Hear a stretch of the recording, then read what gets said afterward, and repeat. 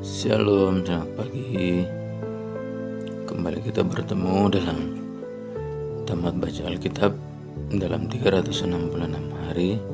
Dan hari ini hari yang ke-79, hari Selasa tanggal 19 Maret 2024. Dan hari ini pembacaan kita adalah kitab 1 Samuel pasal yang keempat sampai yang ke-7. Kita langsung saja. Pasal 4. Tabut Tuhan dirampas.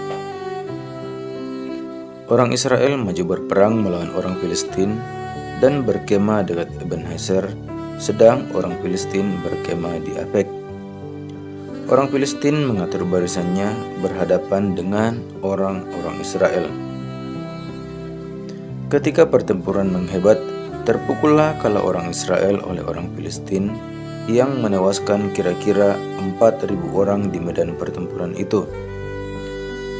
Ketika kentara itu kembali ke perkemahan, berkatalah para tua-tua Israel, "Mengapa Tuhan membuat kita terpukul kalah oleh orang Filistin pada hari ini? Marilah kita mengambil dari Silo tabut perjanjian Tuhan, supaya ia datang ke tengah-tengah kita dan melepaskan kita dari tangan musuh kita." Kemudian bangsa itu menyuruh orang ke Silo, lalu mereka mengangkat dari sana tabut perjanjian Tuhan semesta alam yang bersemayam di atas para kerub. Kedua anak Eli, Hofni dan Pinehas, ada di sana dekat tabut perjanjian Allah itu. Segera sesudah tabut perjanjian Tuhan sampai ke perkemahan, bersoraklah seluruh orang Israel dengan nyaring sehingga bumi bergetar. Dan orang Filistin yang mendengar bunyi sorak itu berkata, "Apakah bunyi sorak yang nyaring di perkemahan orang Ibrani itu?" Ketika diketahui mereka bahwa tabut Tuhan telah sampai ke perkemahan itu, ketakutanlah orang Filistin, sebab kata mereka, "Allah mereka telah datang ke perkemahan itu." Dan mereka berkata, "Celakalah kita, sebab seperti itu belum pernah terjadi dahulu. Celakalah kita, siapakah yang menolong kita dari tangan Allah yang maha dahsyat ini? Inilah juga Allah yang telah menghajar orang Mesir dengan berbagai tulah di padang gurun. Kuatkanlah hatimu dan berlakulah seperti laki-laki, hai orang Filistin, supaya kamu jangan menjadi budak orang Ibrani itu, seperti mereka dahulu menjadi budakmu. Berlakulah seperti laki-laki dan berperanglah." Lalu berperanglah orang Filistin sehingga orang Israel terpukul kalah. Mereka melarikan diri masing-masing ke kemahnya. Amat besarlah kekalahan itu. Dari pihak Israel gugur 30.000 orang pasukan berjalan kaki. Lagi pula tabut Allah dirampas dan kedua anak Eli, Hofni dan Pinehas tewas. Seorang dari suku Benyamin lari dari barisan pertempuran, dan pada hari itu juga ia sampai ke Silo dengan pakaian terkoyak-koyak dan dengan tanah di kepalanya. Ketika ia sampai, Eli sedang duduk di kursi di tepi jalan menunggu-nunggu, sebab hatinya berdebar-debar karena tabut Allah itu. Ketika orang itu masuk ke kota dan menceritakan kabar itu, berteriaklah seluruh kota itu. Ketika Eli mendengar bunyi teriakan itu, bertanyalah ia, "Keributan apakah itu?" Lalu bersegeralah orang itu mendapatkan Eli dan memberitahukannya kepadanya. Eli sudah 98 tahun umurnya dan matanya sudah bular, sehingga ia tidak dapat melihat lagi. Kata orang itu kepada Eli, "Aku datang dari medan pertempuran. Baru hari ini aku melarikan diri dari medan pertempuran." Kata Eli, "Bagaimana keadaannya, anakku?" Jawab pembawa kabar itu, "Orang Israel melarikan diri dari hadapan orang Filistin. Kekalahan yang besar telah diderita oleh rakyat. Lagi pula, kedua anakmu, Hofni dan Pinehas, telah tewas. Dan tabut Allah sudah dirampas." Ketika disebutnya tabut Allah itu, jatuhlah Eli terlentang dari kursi di sebelah pintu gerbang. Batang lehernya patah dan ia mati. sebab telah tua dan gemuk orangnya. 40 tahun lamanya ia memerintah sebagai hakim atas orang Israel. Adapun menantunya perempuan istri Pinehas sudah hamil tua. Ketika didengarnya kabar berita itu bahwa tabut Allah telah dirampas dan mertuanya laki-laki serta suaminya telah mati, duduklah ia berlutut lalu bersalin, sebab ia kedatangan sakit beranak. Ketika ia hampir mati, berkatalah perempuan-perempuan yang berdiri di dekatnya, "Janganlah takut, sebab engkau telah melahirkan seorang anak laki-laki." Tetapi ia tidak menjawab dan tidak memperhatikannya. Ia menamai anak itu Ikabod. Katanya, "Telah lenyap kemuliaan dari Israel, karena tabut Allah sudah dirampas dan karena mertuanya dan suaminya." Katanya, "Telah lenyap kemuliaan dari Israel, sebab tabut Allah telah dirampas." Tabut Tuhan di tanah orang Filistin. Sesudah orang Filistin merampas tabut Allah, maka mereka membawanya dari Ebenezer ke Asdod. Orang Filistin mengambil tabut Allah itu, dibawanya masuk ke kuil Dagon dan diletakkannya di sisi Dagon. Ketika orang-orang Asdod bangun pagi-pagi, pada keesokan harinya, tampaklah Dagon terjatuh dengan mukanya ke tanah di hadapan tabut Tuhan. Lalu mereka mengambil Dagon dan mengembalikannya ke tempatnya. Tetapi ketika keesokan harinya mereka bangun pagi-pagi, tampaklah Dagon terjatuh dengan mukanya ke tanah di hadapan tabut Tuhan. Tetapi kepala Dagon dan kedua belah tangannya terpenggal dan terpelanting ke ambang pintu. Hanya badan Dagon itu yang masih tinggal. Itulah sebabnya para imam Dagon dan semua orang yang masuk ke dalam kuil Dagon tidak menginjak ambang pintu rumah Dagon yang di Asdod sampai hari ini. Tangan Tuhan menekan orang-orang Asdod itu dengan berat dan ia membingungkan mereka. Ia menghajar mereka dengan borok-borok, baik Asdod maupun daerahnya. Ketika dilihat orang-orang Asdod bahwa demikian halnya, berkatalah mereka, "Tabut Allah Israel tidak boleh tinggal pada kita, sebab tangannya keras melawan kita dan melawan Dagon Allah kita." Sebab itu mereka memanggil berkumpul kepadanya semua raja kota orang Filistin dan berkata, "Apakah yang akan kita lakukan dengan tabut Allah Israel itu?" Lalu kata mereka, "Tabut Allah Israel harus dipindahkan ke Gad." Jadi mereka memindahkan tabut Allah Israel itu ke sana. Tetapi setelah mereka memindahkannya, maka tangan Tuhan mendatangkan kegemparan yang sangat besar atas kota itu. Ia menghajar orang-orang kota itu, anak-anak dan orang dewasa, sehingga timbul borok-borok pada mereka. Lalu mereka mengantarkan tabut Allah itu ke Ekron. Tetapi sesampai tabut Allah itu di Ekron, berteriaklah orang Ekron itu demikian, "Mereka memindahkan tabut Allah Israel itu kepada kita untuk mematikan kita dan bangsa kita." Sebab itu mereka memanggil berkumpul semua raja kota orang Filistin itu dan berkata, "Antarkanlah tabut Allah Israel itu, biarlah itu kembali ke tempatnya, supaya jangan dimatikan kita dan bangsa kita. Sebab di seluruh kota ini ada kegemparan maut. Tangan Allah menekan orang-orang di sana dengan sangat berat. Orang-orang yang tidak mati dihajarnya dengan borok-borok, sehingga teriakan kota itu naik ke langit." Pasal 6. Tabut dikembalikan kepada orang Israel.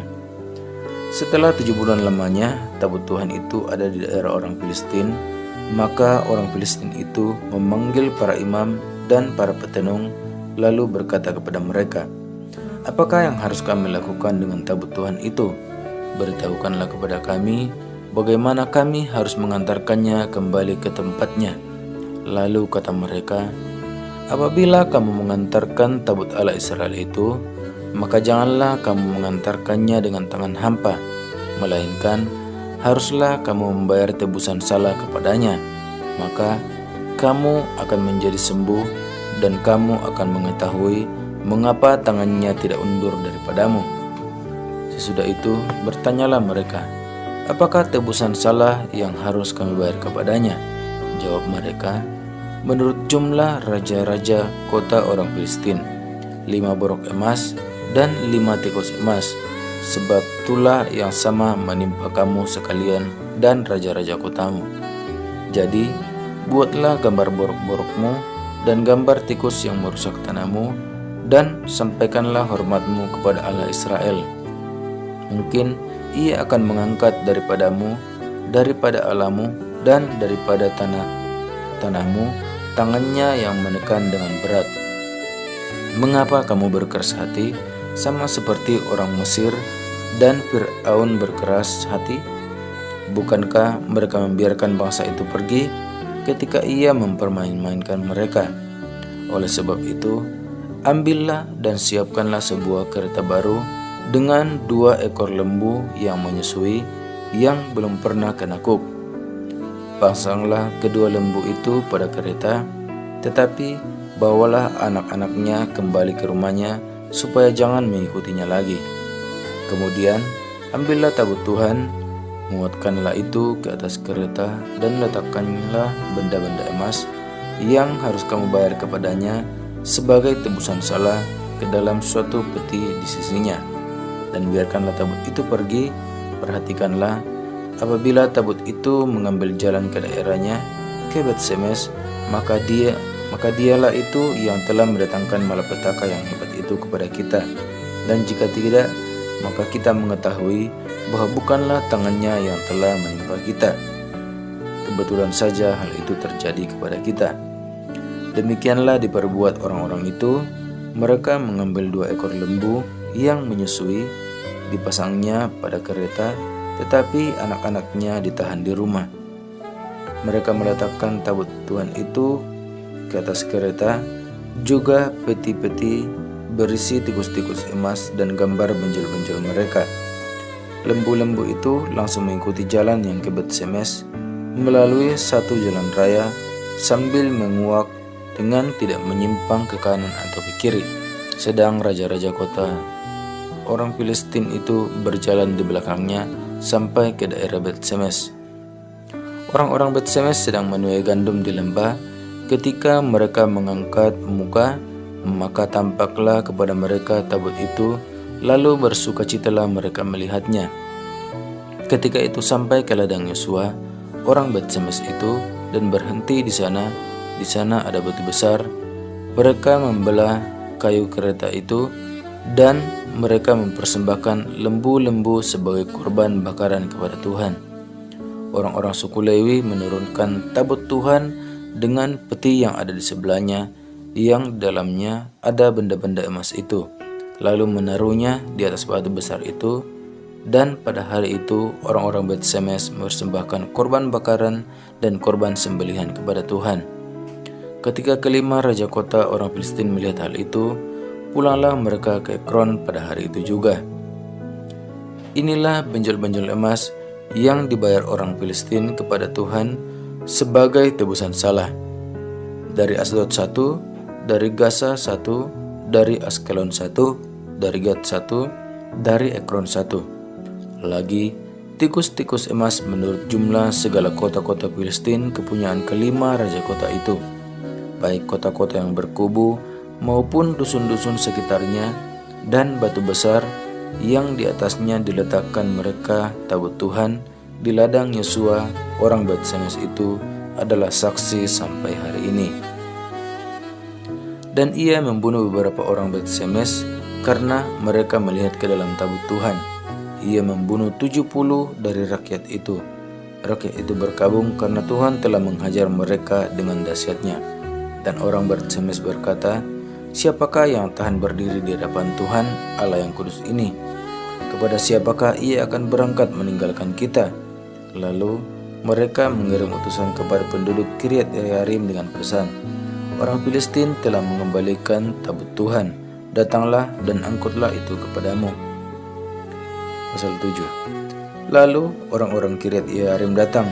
Mereka mengangkat tabut Tuhan itu dan membawanya ke dalam rumah Aminadab yang di atas bukit, dan Eliezer anaknya mereka kuduskan untuk menjaga tabut Tuhan itu. Orang Filistin terpulukalah di dekat Mizpah. Sejak saat tabut itu tinggal di Kiryat Yearim, berlalulah waktu yang cukup lama, yakni 20 tahun, dan seluruh kaum Israel mengeluh kepada Tuhan. Lalu berkatalah Samuel kepada seluruh kaum Israel demikian, "Jika kamu berbalik kepada Tuhan dengan segenap hati, maka jauhkanlah para ala asing dan para Asitoret dari tengah-tengahmu, dan tujukanlah hatimu kepada Tuhan dan beribadahlah hanya kepadanya. Maka ia akan melepaskan kamu dari tangan orang Filistin." Kemudian orang-orang Israel menjauhkan para Baal dan para Asitoret dan beribadah hanya kepada Tuhan. Lalu berkatalah Samuel, "Kumpulkanlah segenap orang Israel ke Mizpah, maka aku akan berdoa untuk kamu kepada Tuhan." Setelah berkumpul di Mizpah, mereka menimba air dan mencurahkannya di hadapan Tuhan. Mereka juga berpuasa pada hari itu dan berkata di sana, "Kami telah berdosa kepada Tuhan." Dan Samuel menghakimi orang Israel di Mizpah. Ketika didengar orang Filistin bahwa orang Israel telah berkumpul di Mizpah, majulah raja-raja kota orang Filistin mendatangi orang Israel. Serta didengar orang Israel demikian, maka ketakutanlah mereka terhadap orang Filistin. Lalu kata orang Israel kepada Samuel, "Janganlah berseru bagi kami kepada Tuhan Allah kita, supaya ia menyelamatkan kami dari tangan orang Filistin itu." Sesudah itu Samuel mengambil seekor anak domba yang menyusu, lalu mempersembahkan seluruhnya kepada Tuhan sebagai korban bakaran. Dan ketika Samuel berseru kepada Tuhan bagi orang Israel, maka Tuhan menjawab dia. Sedang Samuel mempersembahkan korban bakaran itu, majulah orang Filistin berperang melawan orang Israel. Tetapi pada hari itu Tuhan mengguntur dengan bunyi yang hebat ke atas orang Filistin dan mengacaukan mereka, sehingga mereka terpukul kalah orang Israel. Keluarlah orang-orang Israel dari Mizpah, mengejar orang Filistin itu dan memukul mereka kalah sampai hilir Betkar. Kemudian Samuel mengambil sebuah batu dan mendirikannya antara Mizpah dan Yesana. Ia menamanya Ebenezer, katanya, "Sampai di sini Tuhan menolong kita." Demikianlah orang Filistin itu ditundukkan dan tidak lagi memasuki daerah Israel. Tangan Tuhan melawan orang Filistin seumur hidup Samuel, dan kota-kota yang diambil orang Filistin daripada Israel kembali pula kepada Israel, mulai dari Ekron sampai Gad, dan orang Israel merebut daerah sekitarnya dari tangan orang Filistin. Antara orang Israel dan orang Amori ada damai. Samuel memerintah sebagai hakim atas orang Israel seumur hidupnya. Dari tahun ke tahun ia berkeliling ke Betel, Gilgal, dan Mizpah, dan memerintah atas orang Israel di segala tempat itu. Lalu ia kembali ke Rama, sebab di sanalah rumahnya, dan di sanalah ia memerintah atas orang Israel, dan di sanalah ia mendirikan mezbah bagi Tuhan.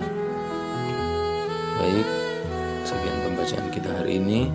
Tuhan Yesus memberkati. Selamat pagi.